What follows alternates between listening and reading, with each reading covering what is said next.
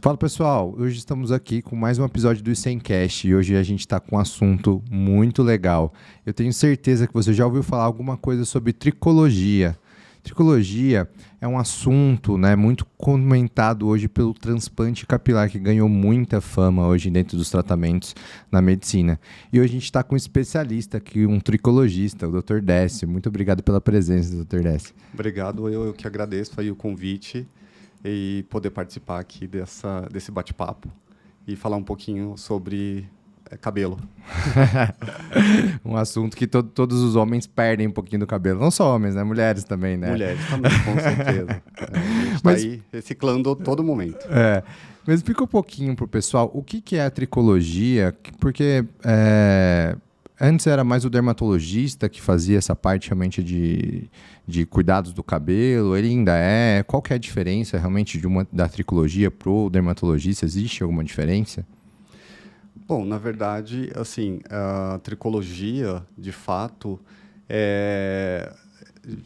cuidava-se do cabelo e dava essa atribuição ao dermatologista, né? Mas esse cuidado, ele ficou meio assim, meio perdido, né? Quem realmente é a pessoa que vai cuidar do cabelo? Será que é só o dermatologista que cuida do cabelo? Não, então assim, como hoje, né, a gente não tem uma residência específica para falar da tricologia e dar ênfase só ao tratamento do cabelo, né? Então, assim, é uma área de atuação, então existe pós-graduação, né, onde a gente hoje fala só de cabelo, né? Não precisa ser um dermatologista ou um cirurgião plástico para fazer transplante capilar, né? Então, a gente, como área de atuação, tendo uma formação médica, né? Então, você consegue ter o estudo que fala da tricologia, né? Tricos, cabelo, logia, estudo. Então, o estudo do cabelo, da tricologia, das doenças, das patologias, não necessariamente precisa um dermatologista ou um plástico para trabalhar com o tratamento capilar e os transplantes capilares. Legal, pessoal. Então, você que está ouvindo, se tem algum problema de cabelo, procure um tricologista, que é o profissional hoje que tem maior conhecimento sobre essa área. Explica um pouquinho para o pessoal por que você resolveu, né? O que essa área te chamou tanto a atenção, né? Visto que você já é um profissional já de tempos já do mercado, né? O que mudou na sua vida para você buscar, né, esse aperfeiçoamento? Eu queria retomar um pouquinho antes de chegar até na pós-graduação e essa área de atuação que eu tenho hoje. Desde pequeno, eu sempre quis ser médico. Isso, para mim, era assim, estava muito resolvido, né, na minha cabeça. Então, eu sempre gostei de ajudar pessoas e de cuidar de pessoas, né? Então, teve uma fase da minha vida que eu trabalhei muito com a parte clínica, mas dentro da faculdade eu me identificava muito com a parte clínica e também cirúrgica, né? Com o passar dos anos, eu fui percebendo que dentro da minha família existia o meu pai e alguns tios calvos, né? E isso, como é um fator genético, eu também tenho a calvície, né? E comecei a me interessar pelo assunto. No término da faculdade e no decorrer desses anos todos, né, eu percebi que era algo que eu sempre me preocupava e que podia ser transformador para mim e para outras pessoas, né? Fiz a pós-graduação, me interessei pelo assunto, comecei a me aprofundar sobre os tratamentos, tanto o tratamento oral como o transplante capilar, né? E também fiz o meu próprio transplante capilar e percebi que isso realmente entrega um resultado, né?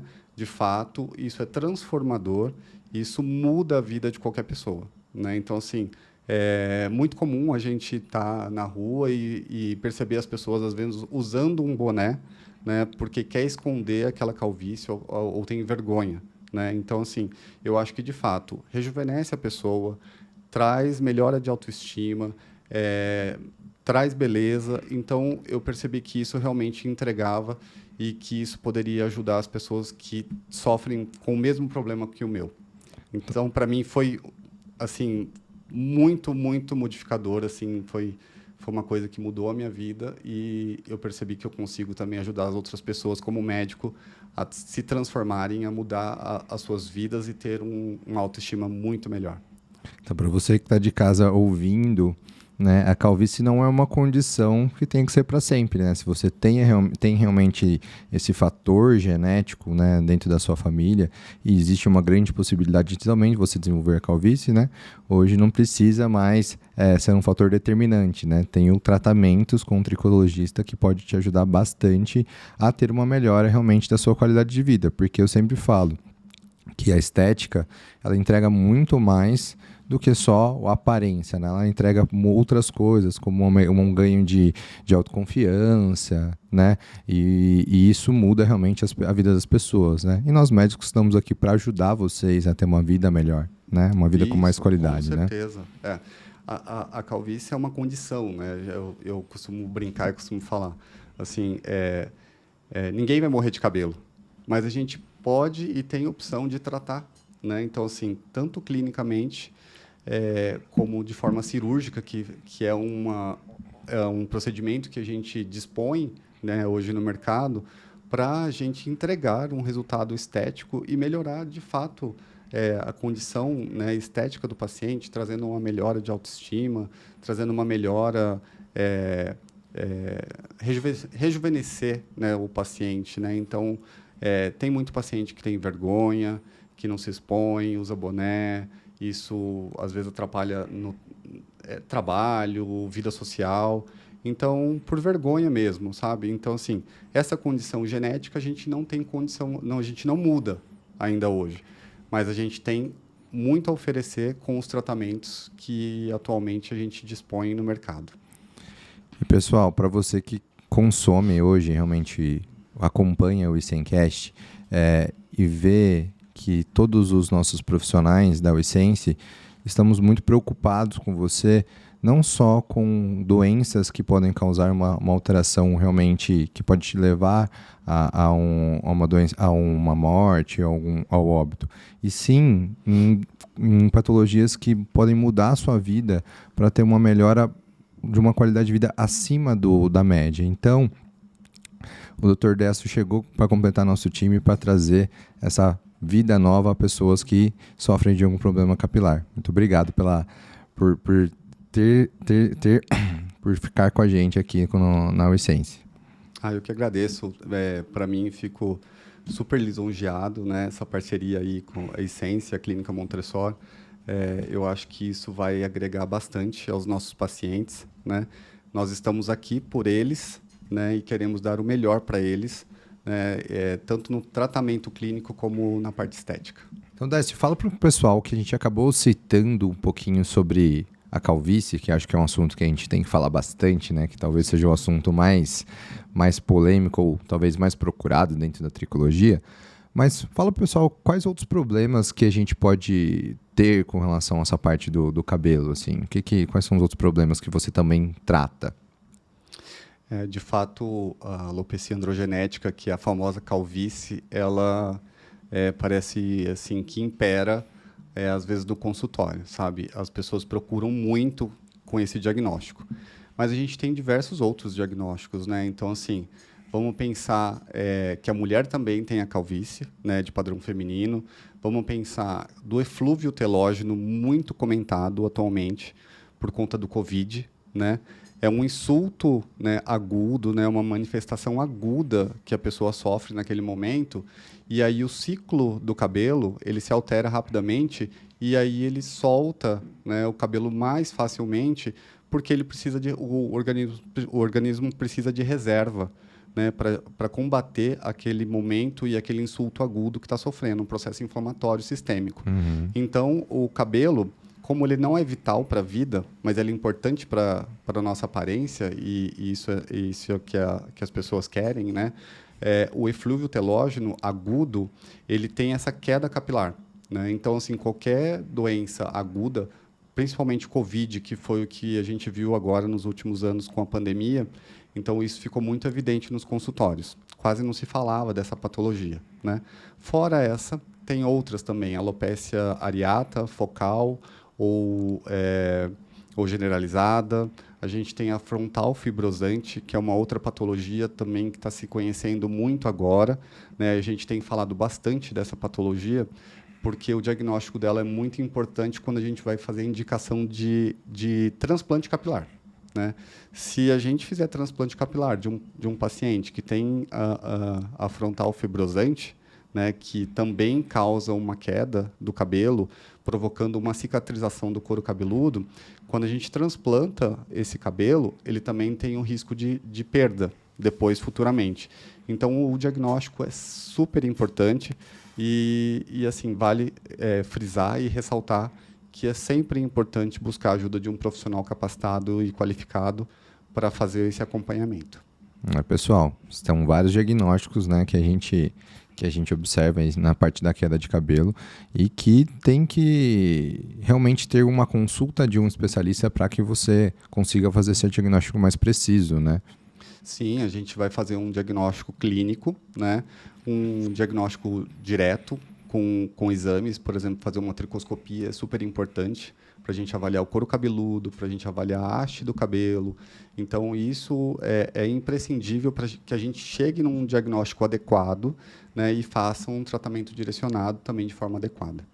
E legal, você fala bastante do Covid, que foi algo que ficou bem alta, né? Porque foi a nossa humanidade fazia tempo que não tinha realmente uma doença infecto-contagiosa que afetasse tantas pessoas, e não só a vida das pessoas em termos de quarentena, etc., mas também afetou diretamente várias partes da saúde das pessoas, né? E isso que você falou com relação à queda capilar foi algo que eu escutei bastante durante o Covid, que foi não só em pacientes que não foram tão graves, mas pacientes que ficaram com Covid leve, que tiveram realmente uma condição de queda capilar pós. Como que a gente trata realmente essa queda capilar pós-Covid? Existe algum método de tratamento? Como que a gente pode prosseguir em relação a isso? Existe sim, a gente tem vários protocolos, né? Então, de fato, foi muito visto, né, durante a pandemia, né, essa queda e essa perda capilar, né, que existiu com esses insultos, né, do Covid. Então, a gente tem tratamento, né? Então, assim, protocolos para fatores de crescimento, vitaminas, medicações para diminuir o estresse e o processo inflamatório do couro cabeludo, né? Então, assim, a gente tem diversas formas de tratar, né? Tanto com medicamento oral, com medicamentos injetáveis diretamente no couro cabeludo, com laser terapia de baixa densidade, né? Que são aqueles capacetes que a gente já está vendo hoje. Então, assim, tem diversas formas para a gente segurar e frear, mudar o ciclo do cabelo e não ficar com tanta queda como a gente tem visto quando o paciente está com esse estresse, né, do momento ali do Covid. Inclusive, um estresse psicológico pode causar também uma queda capilar? Pode causar. Um paciente que tem um estresse importante ou vem sofrendo um estresse importante, vale ressaltar não só a perda capilar, né, no estresse agudo, emocional, né? Por exemplo, vou dar um exemplo de pacientes jovens, adolescentes, que é muito comum, que é a alopecia areata, né? Então, assim, às vezes aquele jovem está no momento de prova, passando por dificuldades, e aí ele, de repente, se olha no espelho e começa a ver umas bolinhas, uma falta de cabelo circular no couro cabeludo. Então, isso é muito comum, né, no paciente jovem, essa alopecia areata, por conta de um estresse psicológico que ele deve estar sofrendo, ou na escola, ou de amigos, ou na família, ou um desarranjo familiar, às vezes pode levar a um estresse de um alto, né, psicológico, e aí pode, com certeza, ter a queda de cabelo. A gente pode falar que o cabelo, então, pode ser uma vitrine para a saúde da pessoa, assim, se a pessoa tem uma queda capilar, pode ser alguma outra doença que está cometendo ali, ou se ela está com um cabelo bom, pode significar que ela está gozando de uma saúde nesse momento. De uma boa saúde. Uma boa saúde?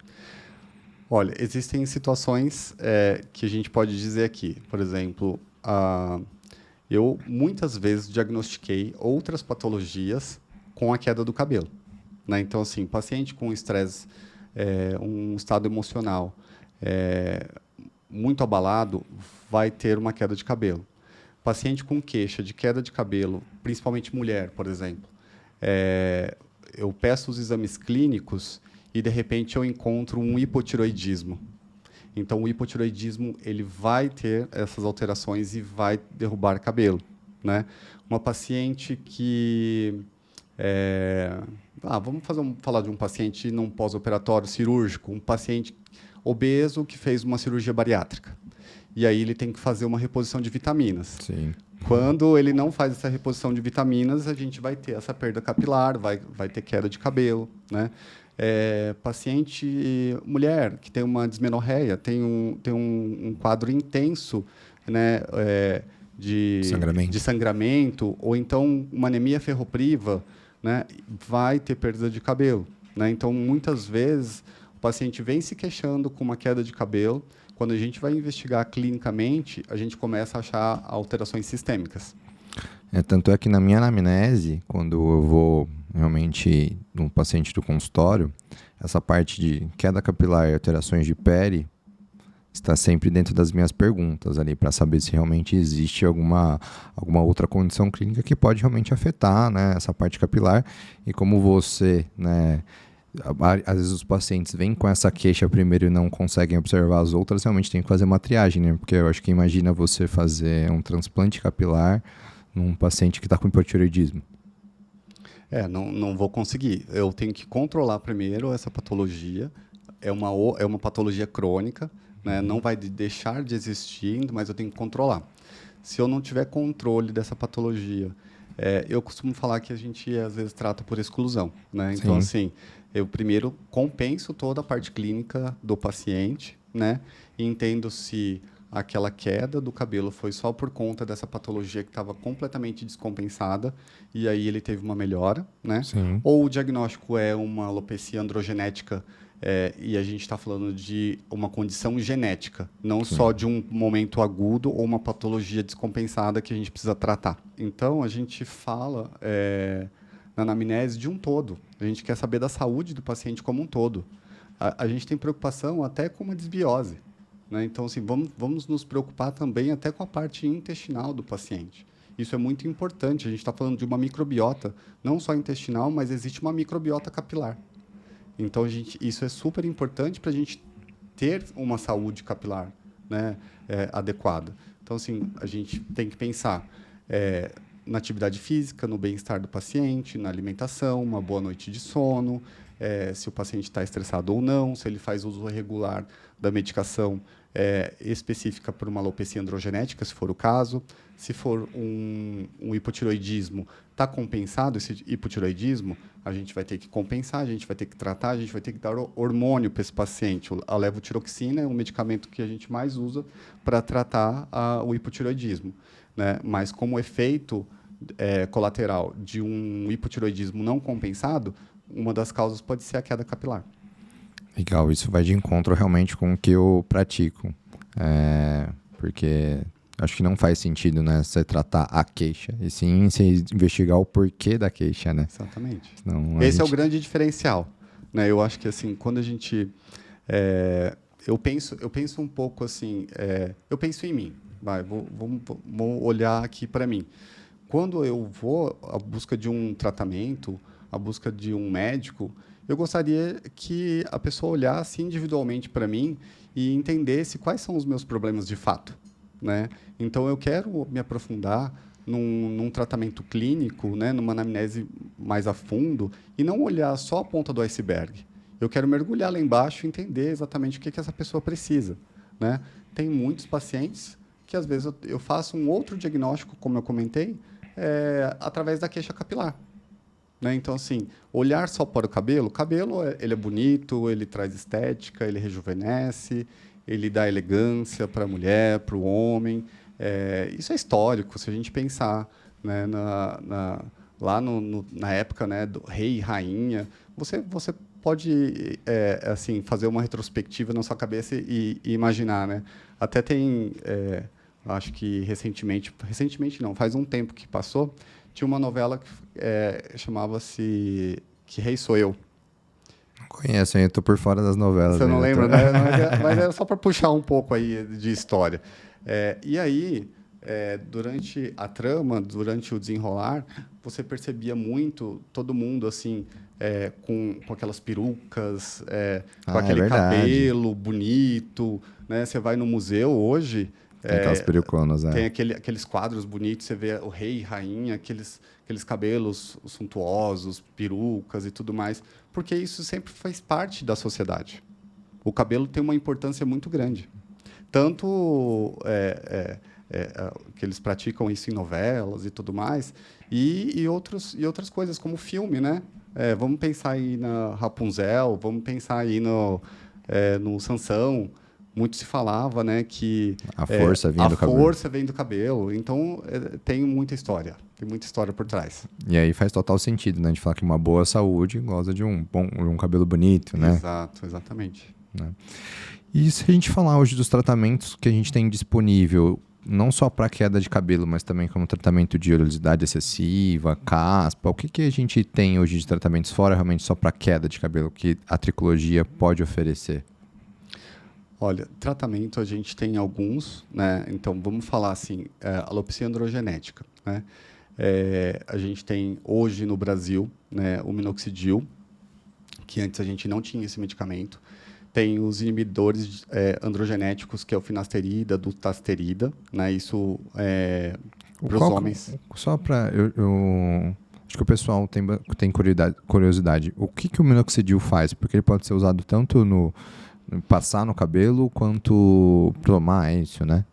O minoxidil, na verdade, a gente pode usar de duas formas, né? Tanto oral como tópico, né? Quando o paciente é um paciente rígido, não tem problemas cardiológicos, que não vá sofrer com efeitos colaterais que pode existir da medicação, a gente prefere fazer ele oral. O minoxidil ele é um vasodilatador, né? Aumenta a circulação e aumenta a nutrição da região ali do folículo, e ele aumenta e faz o crescimento do cabelo, né? Aumenta o crescimento, né? Ele melhora o crescimento do cabelo. O aporte nutricional ali do folículo. Nutricional. Então, assim, fantástico. Um medicamento, quem pode usar, isso é muito bom, tá? Tanto oral como tópico. Então, a gente consegue fazer formulações também, né? E aplica diariamente tópico também, 2 vezes ao dia, né? 6 borrifadas de manhã, 6 à noite, né? Tem pessoas que gostam, tem pessoas que não, porque por conta do aspecto, né? Da textura e tudo mais, que pode deixar, né? O cabelo. Mas para o homem, basicamente, a gente tem dutasterida, finasterida, minoxidil, serenoa-repens, que são análogos que a gente fala que é o finasterida-like. Aí os tratamentos, quando a gente introduz finasterida e dutasterida, que são bloqueadores da conversão, né? A testosterona converte em dihidrotestosterona, ele bloqueia, né? Ele bloqueia a 5-alfa-relutase, né? Isso. Corrija se eu estiver errado. Ainda. Não, tá certíssimo. Na verdade, bloqueia mesmo. Então, a gente tenta trabalhar aí com esse bloqueio, né? Da 5-alfa-redutase tipo 1, tipo 2, né? E aí a gente faz com que aquele folículo que tem ali o fator genético, tem os receptores, né, genéticos, a gente consiga bloquear isso e fazer com que a gente não tenha essa miniaturização do folículo tão precoce. Então, para o pessoal dar uma entendida na fisiopatologia da doença androgenética, realmente o folículo ele vem com uma quantidade de receptor para dihidrotestosterona, né? Que é uma conversão da testosterona, que é uma redução, né, da testosterona num outro hormônio que também é um hormônio que atua no receptor androgênico, né, que faz com que você ganhe força, melhor libido e tenha características secundárias masculinas. E quando você introduz essa medicação, você bloqueia essa conversão, né, então você tem uma menor quantidade de hidrotestosterona circulante, né, e aí você tem menor captação ali pelo folículo, por assim dizer, ou menor ligação do receptor do folículo à dihidrotestosterona, e você tem menos queda. Na verdade, assim, o fator é genético. Sim. Então, essa condição genética já vai existir, né? quando a testosterona se transforma em dihidrotestosterona, ela vai se ligar ali naquele receptor, né? Então, o que a gente faz? A gente bloqueia esse eixo, e aí essa dihidrotestosterona ela não vai se ligar ali, e aí vai fazer com que esse processo de miniaturização que é provocado com a testosterona, junto com o fator genético, né? Então, são duas condições. Primeiro, a genética, que ela já existe, Sim. e segundo, a hormonal. Né? Então, quando a gente bloqueia essa conversão, né, fazendo o bloqueio ali da 5-alfa-redutase, tipo 1, tipo 2, eu desacelero esse processo. Então, vamos pensar que a gente está num filme. Eu não vou conseguir dar o stop. Tá? A gente tem que deixar muito claro isso, que a condição de alopecia androgenética, hoje, ela não tem cura. A gente não tem cura ainda. Né? Então, todos os tratamentos, vamos imaginar, como se a gente estivesse assistindo um filme, e esse filme, a gente não vai conseguir dar stop, mas a gente vai deixar ele bem em câmera lenta. Né? Então, aquela curva que poderia ser acentuada da queda dos folículos pela miniaturização, a gente vai desacelerar esse processo. Né? Então, assim, o tratamento clínico ele vai ser sumamente importante durante todo o período, desde o momento que a gente faz o diagnóstico. E quanto mais precoce a gente diagnosticar, melhor a gente consegue tratar. Né? E aí tem os graus de calvície. E aí, uma das indicações é essa. Então, assim, o paciente já tem uma perda importante, expressiva, tem um grau de calvície 3, 4, 5, 6 ou até 7, né, que é o grau máximo, a gente lança a mão desse tratamento, que é cirúrgico, né, e aí a gente consegue melhorar e dar uma densidade estética para o paciente. Isso vai ajudar bastante. Só que o tratamento clínico a gente não pode abandonar. Tá? Nem antes, nem durante e nem depois. Isso vai ser super importante. O fato da gente transplantar um paciente não significa que a gente vai parar de fazer o tratamento e a gente vai curar a calvície. Isso não é uma verdade. Tá? Então, a primeira linha de tratamento clínico seria realmente usar as medicações, né? Ver também essa parte de como tá vitaminas, as coisas que vão te ajudar, né? O paciente. E depois, realmente, se tiver ainda a indicação, fazer um transplante capilar também. Sim. Quando bem indicado, vai muito bem e fica muito bonito. Legal. E existe hoje um grande receio entre os homens de usar realmente a finasterida ou a dutasterida por causa de um efeito de potência. Isso acontece mesmo? Existe um percentual de população que acontece ou não? Descrito em bula, né, fala que realmente tem uma mínima porcentagem, né, de perda de libido. Mas isso está tão difundido, está tão falado, que às vezes eu acho que é um fator mais psicológico do que propriamente dito um efeito colateral da medicação. Né? De efeito colateral desses medicamentos, o que eu mais percebo que os pacientes falam é, de repente, a diminuição do esperma, mas não a qualidade. Tá. Não a qualidade. Então, assim, tanto que a gente vai acompanhando o paciente e aquele paciente que tem desejo de engravidar, né, a gente orienta a suspender a medicação por um período, pode constituir sua prole, que é ter um filho, e depois a gente volta com a medicação novamente. Tá? Tanto o homem quanto a mulher. Eu acho que o libido está tão enraizado na cabeça das pessoas que alguma coisa vai cortar o libido, né? Que eles ficam sempre já reativos. Não, vai usar isso aqui porque vai baixar meu libido. Mas o libido ele é multifatorial, né? A maioria das vezes está relacionado a algo psicológico. Às vezes é um estresse, às vezes é um momento difícil que a pessoa está passando. Eu acho que é super importante a gente falar, né, também da dosagem de hormônios, né? Então, assim, quando a gente está fazendo reposição fisiológica, isso também ajuda bastante. Né? Suprafisiológica, que é acima dos valores de referência, aí a gente já começa a ter, pode acometer, né, uma perda de cabelo, sim, né, porque vai ter maior conversão de testosterona para hidrotestosterona, e aí se tiver algum receptor ali que vem, né, com essa genética de calvície, vai acelerar o processo. Sim, isso acontece mesmo. Né? Na minha prática clínica, sempre falo, você está usando e começou a cair muito cabelo, porque já tem a genética mesmo, a gente não vai ficar colocando algo exógeno para piorar realmente, né? Para, como você falou, acelerar o filme, né? Sim, exatamente. E é super interessante a gente falar disso, porque assim, a gente está vendo hoje, até hoje em dia a gente enxerga alguns pacientes, por exemplo, o paciente trans, né? Que isso é muito comum hoje, né? Então, assim, eles querem fazer a mudança de sexo e eles fazem Uma dosagem hiperfisiológica. Exatamente, eles fazem uma dosagem super alta, né?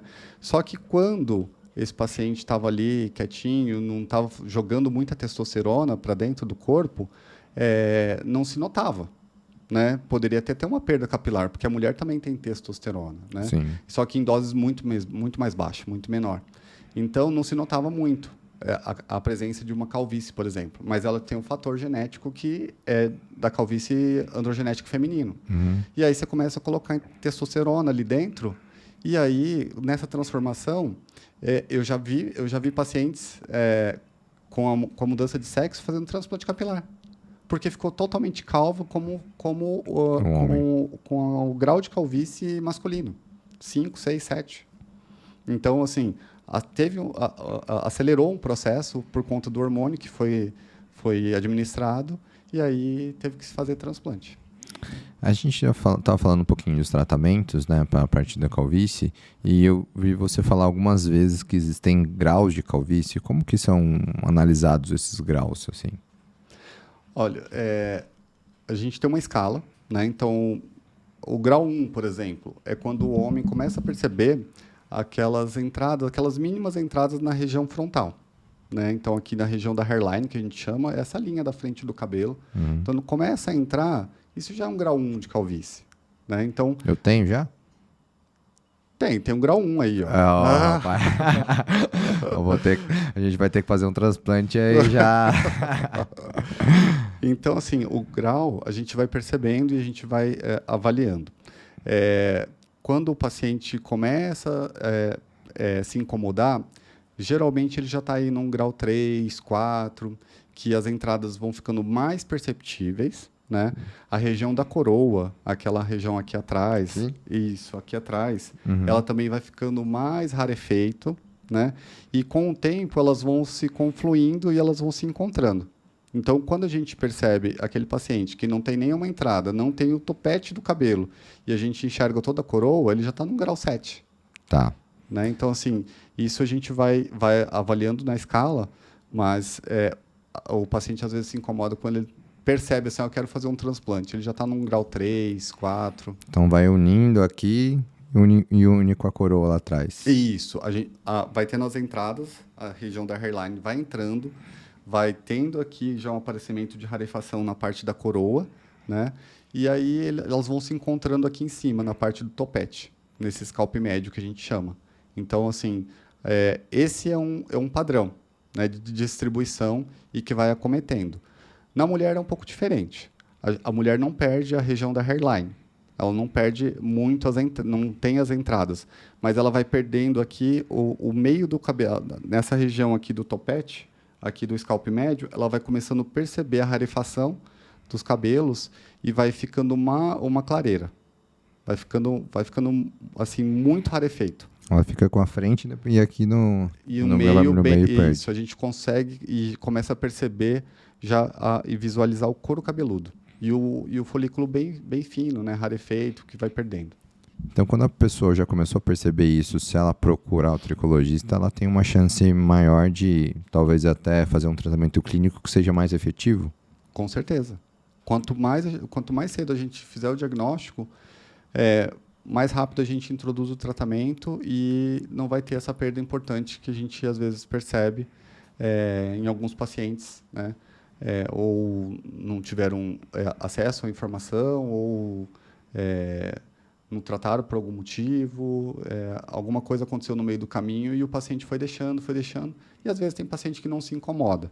E aí só procura um tratamento em condições de perda capilar mais avançada. E quando a gente fala hoje do transplante capilar, ele tem algum grau de indicação? Assim, precisa estar com um grau 3, com um grau 4, com um grau 7? Ou a pessoa pode fazer algo antes?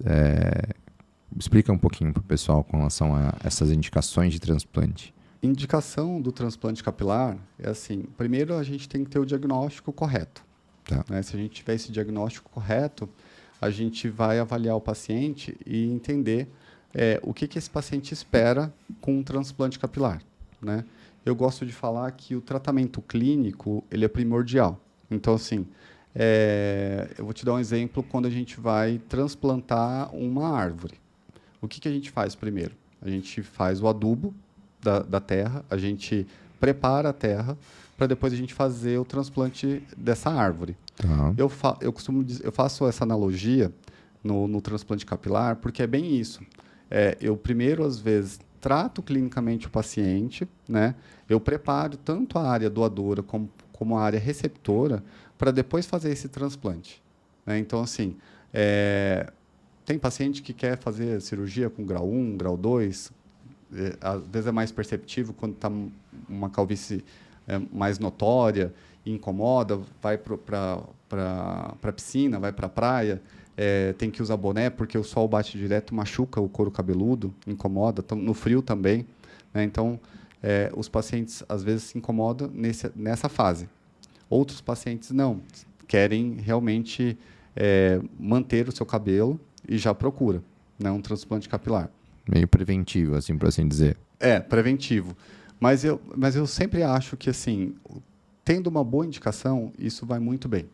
Né? Tá. Então, o paciente realmente quer mudar a estética, porque já está sentindo que está mudando e não se enxerga assim, com muita autoestima diante do espelho e quer trazer um aspecto de rejuvenescimento e melhorar a sua autoestima. Isso é uma boa indicação e se o paciente tiver uma área doadora, que seja possível transplantar.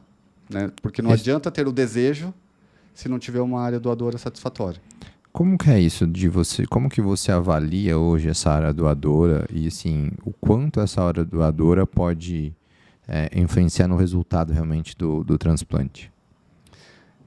A gente faz um cálculo, tá? Então, assim, qual é a área que acomete bastante, que é acometida pela alopecia androgenética, famosa calvície?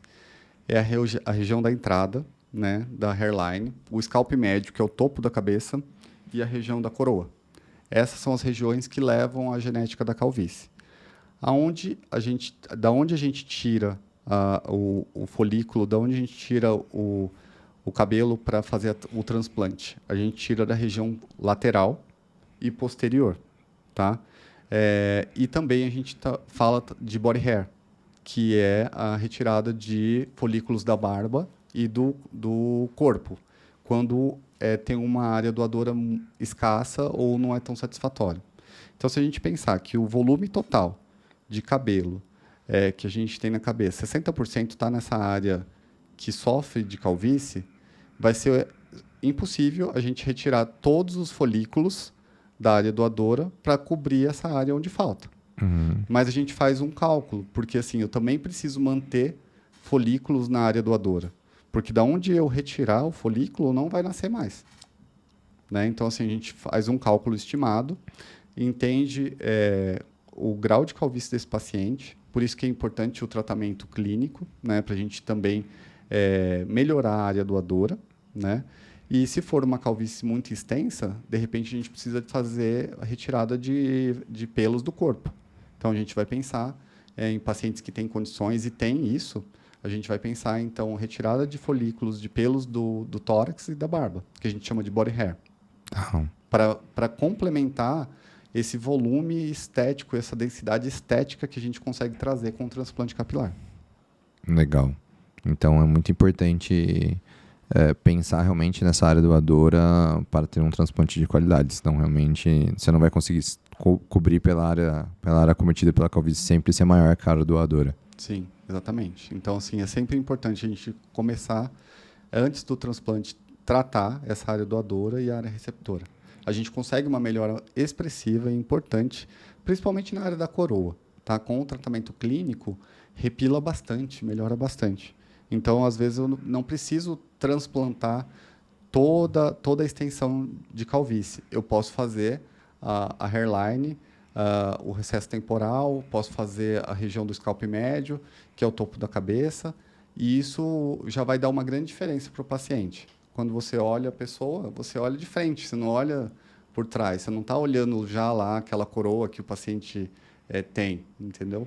Dá uma prioridade aqui na frente. Prioridade na frente, lógico que isso é o que é a primeira coisa quando você enxerga a pessoa, você enxerga de frente, né? Então você está vendo como se fosse uma moldura, né? Então o rosto como se fosse um quadro, uma pintura, e o cabelo é como se fosse uma moldura que você está dando ali para o paciente. Então você já consegue trazer um aspecto muito, muito diferente. E com a continuidade do tratamento, aqui na região da coroa a gente consegue melhorar bastante, só de tratamento. Legal.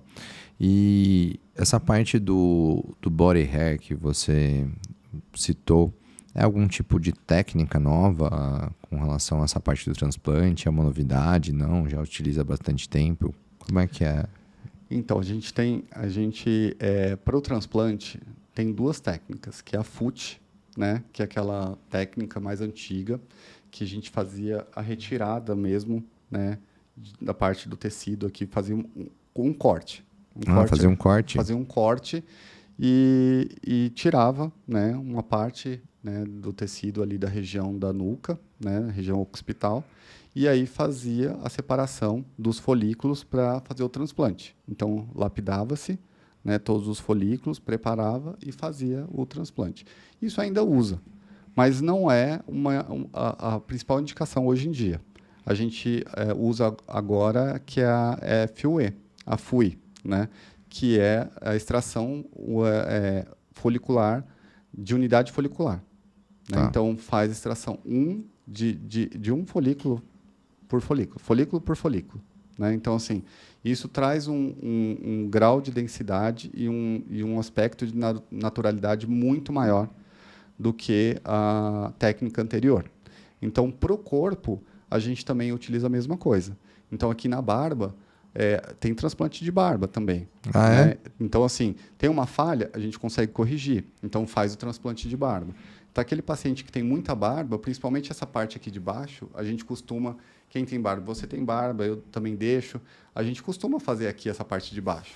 Então, assim, se eu preciso ganhar volume... Tira daqui de baixo. Tiro daqui de baixo. Então, tem muito pelo no corpo, eu também consigo fazer essa extração pela FUE, que é extração de unidade folicular, e eu consigo mesclar com os cabelos naturais que eu consegui da sua área doadora. Tá?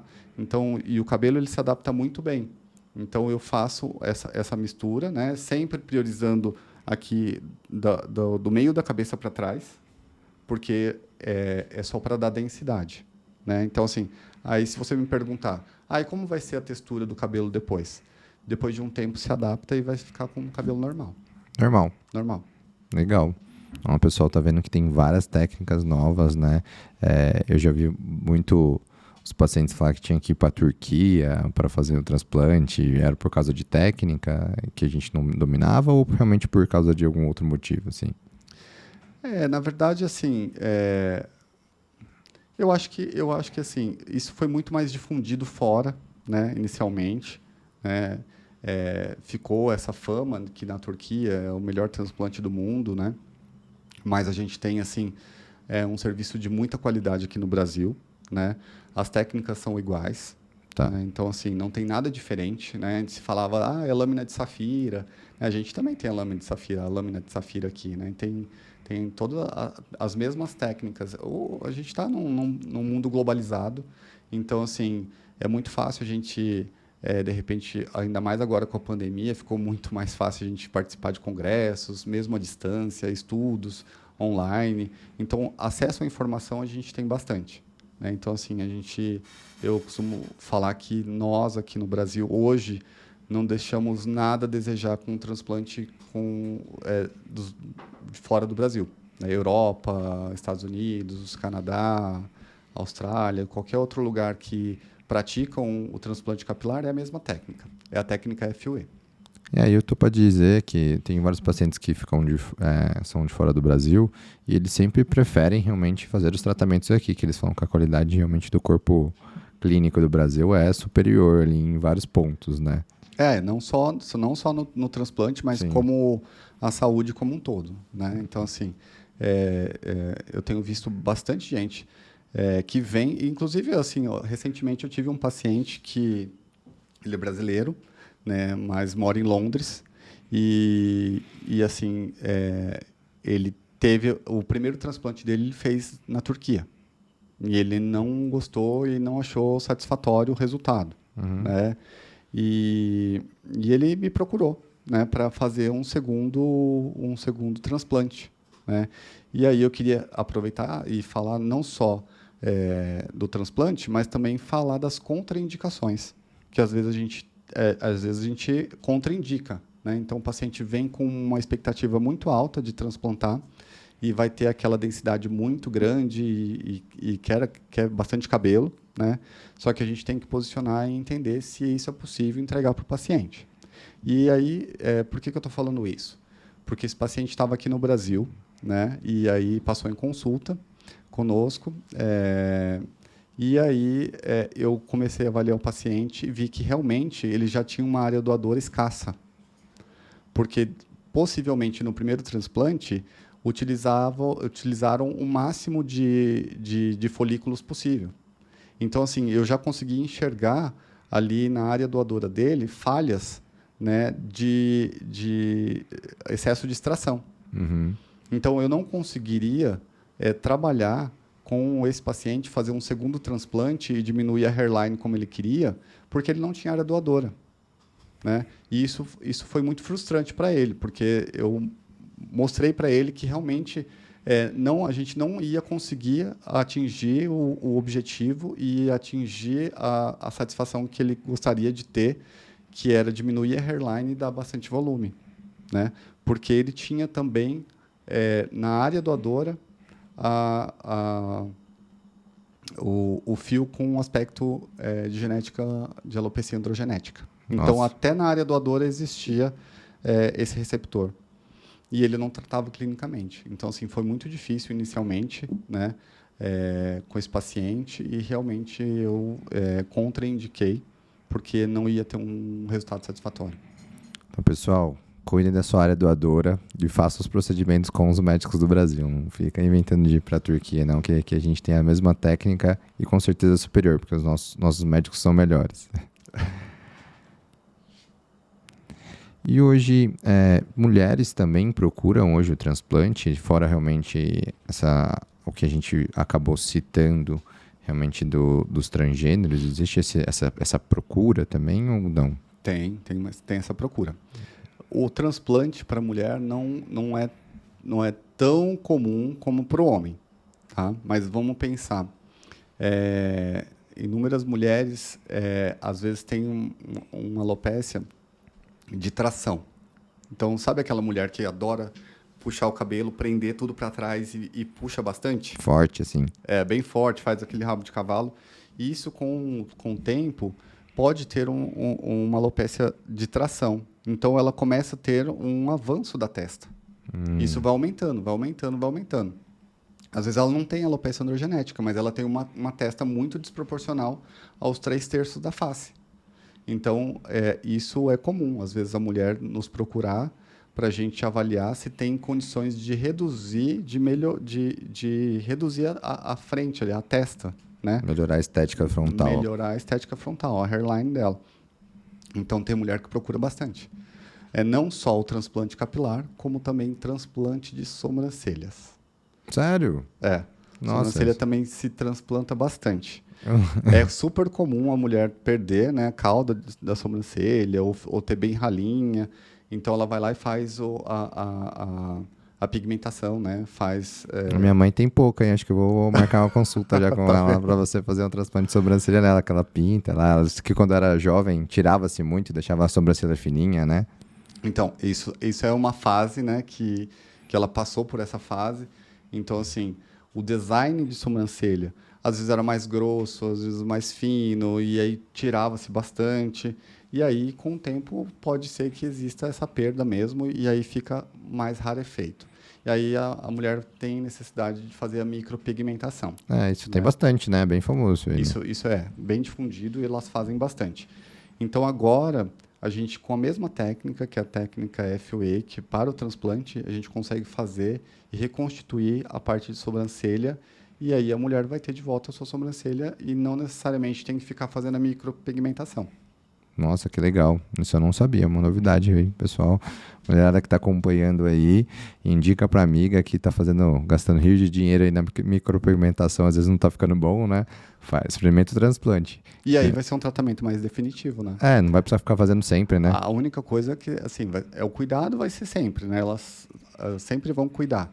Então, assim, o crescimento da sobrancelha talvez seja um pouquinho mais acelerado, mas não é nada impossível. Então, você pode fazer lá o corte, né? Então, aparar a sobrancelha, mas deixar um desenho bonito e fica natural. Fica legal. Daciel, e a gente está falando bastante, né, do assunto que é o mais difundido dentro da tricologia, que é realmente essa parte do transplante.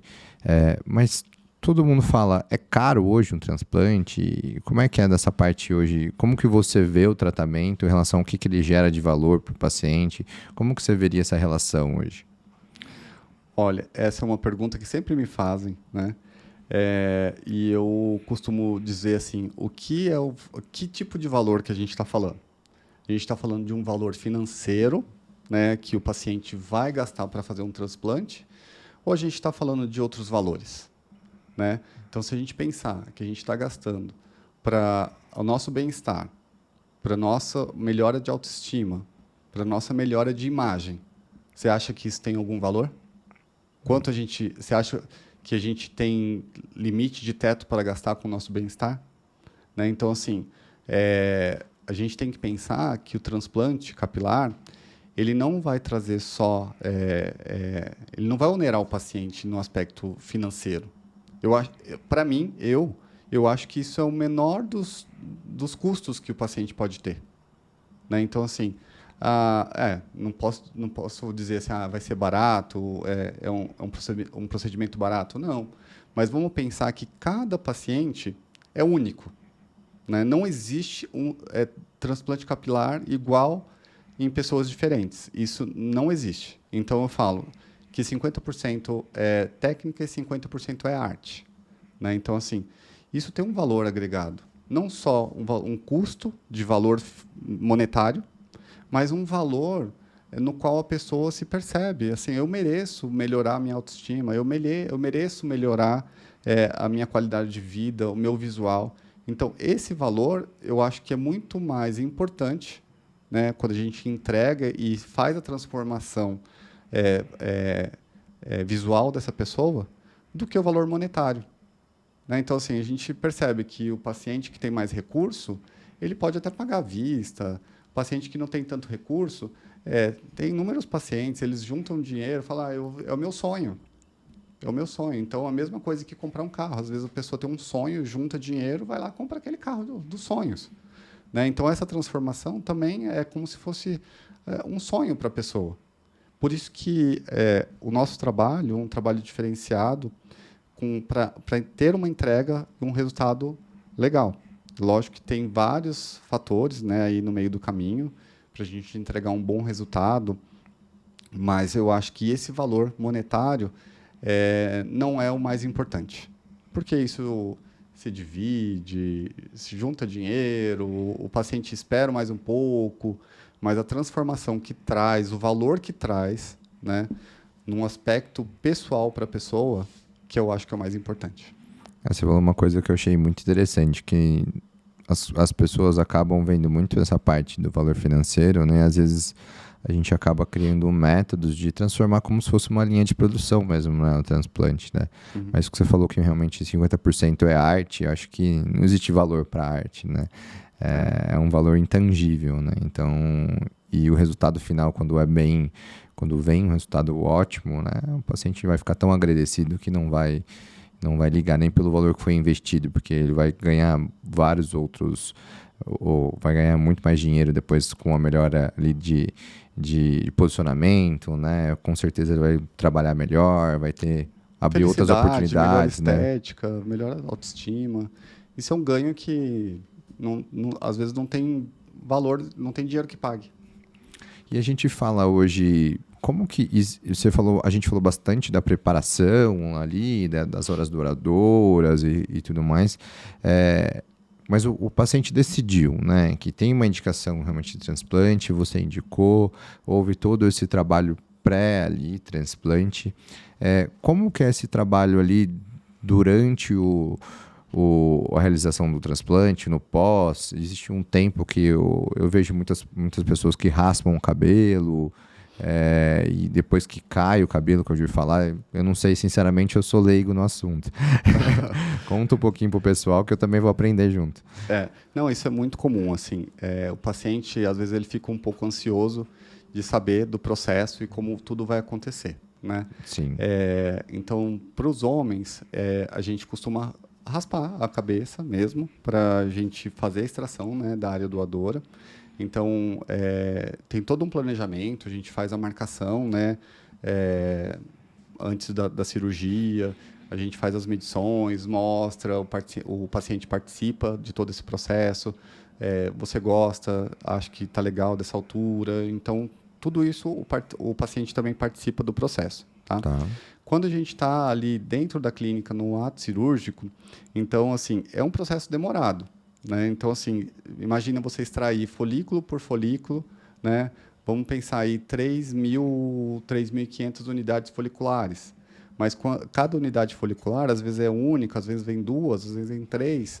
Quando você faz a conta, a gente tem mais ou menos aí 7, 9, 10 mil fios de cabelos, unidades, né, de fios mesmo. Então, isso leva um tempo, porque o primeiro processo é a extração, depois a gente vai trabalhar todos esses fios, preparar todos esses fios, e aí vai fazer a pré-incisão para a colocação de cada fio. Né? Então, isso é o ato cirúrgico. Então, isso pode levar o dia inteiro, e dependendo da extensão, às vezes até se divide. Faz metade da cirurgia em um dia e outra metade se conclui. Né?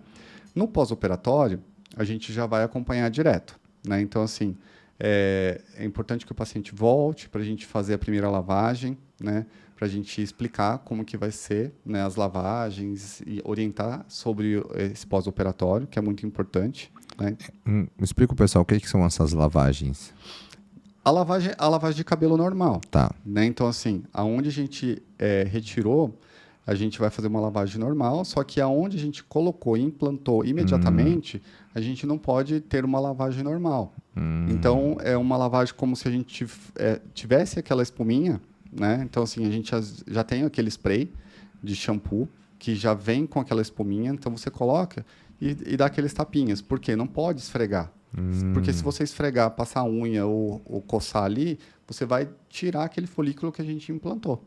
Né? Então, assim, é muito importante entender essa primeira lavagem e a gente ensinar para o paciente, porque nos próximos dias ele vai fazer em casa e aí não pode ter muita dúvida. Né? Não pode bater a cabeça, não pode se expor ao sol, não pode ir piscina imediato, não pode álcool, porque a gente quer que tenha uma cicatrização muito boa. E que todas aquelas mudinhas que a gente colocou ali, né? Eu falo mudinho porque parece mesmo como se fosse uma planta, a gente quer que todas elas vinguem e aí venha todos os cabelos. Né? Então, quanto mais nascer, mais volume a gente vai dar. Né? Nos primeiros meses, é muito comum a gente não enxergar o resultado. Aí o paciente fala, ixi, não deu certo. Nossa, meu Deus, e agora? Existe um tempo para essa mudinha dar certo, assim? Então, aí quando começa aí 3, 4 meses, a gente já começa a ver os primeiros resultados. Tá. Né? Então, assim, até no primeiro momento, pode até cair aqueles cabelos que foi implantado, mas o bulbo está lá, ele ficou lá dentro. Então, ele vai nascer. E aí, quando começa terceiro, quarto, quinto mês, a gente já começa a ver os primeiros resultados. Tá. E aí o paciente já começa a ficar um pouco mais feliz. Poxa, agora está nascendo meu cabelo, né? E a gente começa a enxergar isso. E a gente também está tratando clinicamente, né? Medicamento tópico. Então, a gente vai dando medicamento tópico. Também pode ser o medicamento oral, que vai continuar. E o resultado final do transplante, ele vem mais ou menos em 12, 13, 14 meses. Tá. Aí a gente tem um resultado final. Tá? Então, a gente consegue enxergar tudo que a gente planejou e o paciente consegue ver o cabelo dele normalmente, como se ele nunca tivesse perdido. Tá? A qualidade do cabelo? Normal, como como o cabelo dele que estava ali na área doadora. eu posso pintar, eu posso fazer escova, posso fazer uma prancha, quero deixar o cabelo crescer? Pode. Você vai deixar, você vai fazer o que você quiser. O cabelo está lá, é um cabelo natural, um cabelo seu. Esse cabelo não vai cair mais, porque ele não leva genética. Né, isso é muito interessante, né? Então, a gente tirou o cabelo que não tem a genética da calvície e implantou num lugar onde tinha genética. Mas o mais engraçado, assim, parece até curioso, né? Assim, esse cabelo não vai cair, a menos que você sofra alguma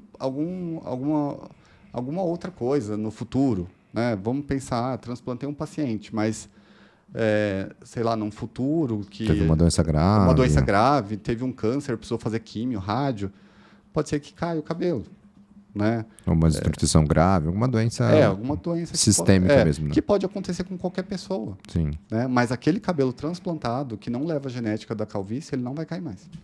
Ele não cai pelo fator de androgenismo. Isso, né? Ele não tem a genética. Né? Então, mesmo que tenha conversão de testo para DHT, que é dihidrotestosterona, não vai sofrer ali, não vai ter o receptor, então não vai cair mais. Uma coisa que eu tenho uma curiosidade também de saber é quanto tempo leva realmente, como você falou que é um processo muito delicado, né, que envolve uma parte realmente da sua arte ali, quanto tempo em média dura assim o procedimento do transplante? Do transplante? A gente geralmente começa aí umas 7 da manhã, tá?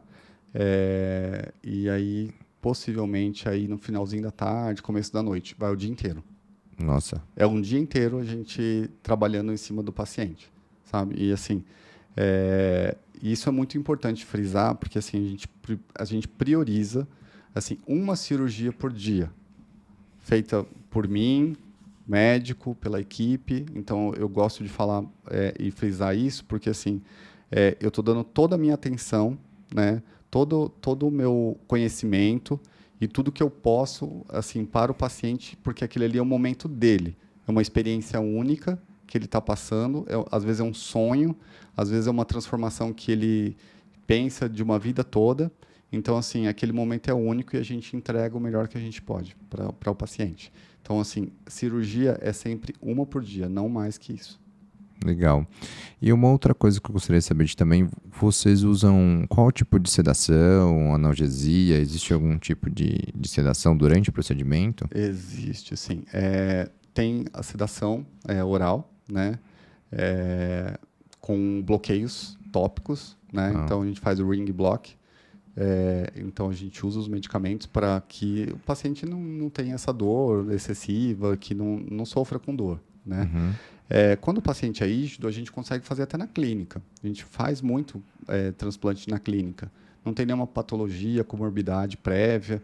Agora, o paciente que já tem uma certa comorbidade ou algum problema de saúde, e não que a gente não priorize a segurança do paciente, mas às vezes a gente prefere fazer no hospital, tá. né? Com avaliação pré-anestésica, com avaliação cardiológica. Estou falando de um paciente cardiopata, por exemplo, que já tenha tido um problema cardíaco, né, mas ele tem esse desejo. Então, vamos pedir para o cardiologista fazer a avaliação, fazer a liberação da cirurgia. A gente faz essa cirurgia dentro do hospital, né, junto com o anestesista, sedação geral. Né? Então, assim, a gente consegue dar segurança para esse paciente.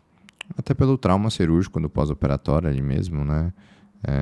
Que se tem alguma comorbidade é melhor estar dentro do hospital, tudo. Né? Com certeza, né? Não que na clínica a gente toma todos esses cuidados. Sim, claro. Né? Mesmo que a gente faça uma sedação leve, né? Uma sedação consciente, a gente fala, né? Então, assim, a gente usa medicamentos que no final do procedimento o paciente ele vai precisar de um acompanhante, mas ele está andando, ele está conversando, né? Então, assim, a gente consegue despertar o paciente até para ir no banheiro se precisar. Uhum. Né? Então, assim, com toda a segurança, a gente tem todo o equipamento, né? Para um momento ali de urgência, emergência, né? A gente trabalhar ali os primeiros atendimentos. A gente está falando do ACLS, né? Que é um suporte avançado de vida, né? Uhum. Então, assim, se precisar, a gente tem desfibrilador, a gente tem condições de intubar, de remover o paciente, chamar o resgate. Mas isso nunca aconteceu, graças a Deus. Nem vai acontecer, pelo amor de Deus. Essas urgências a gente gosta de... Eu também sempre friso, a gente tem todos os cuidados, né? Mas são urgências que a gente nunca gostaria de presenciar, né? Apesar de, como você, eu também tenho uma formação bem intra-hospitalar, né? A gente já viu bastante, né? Então, a gente sabe quanto é difícil isso dentro do hospital, né? E que a gente nunca quer passar fora do hospital também. Não, exatamente. Não, pelo amor de Deus. Isso a gente prioriza bastante, né?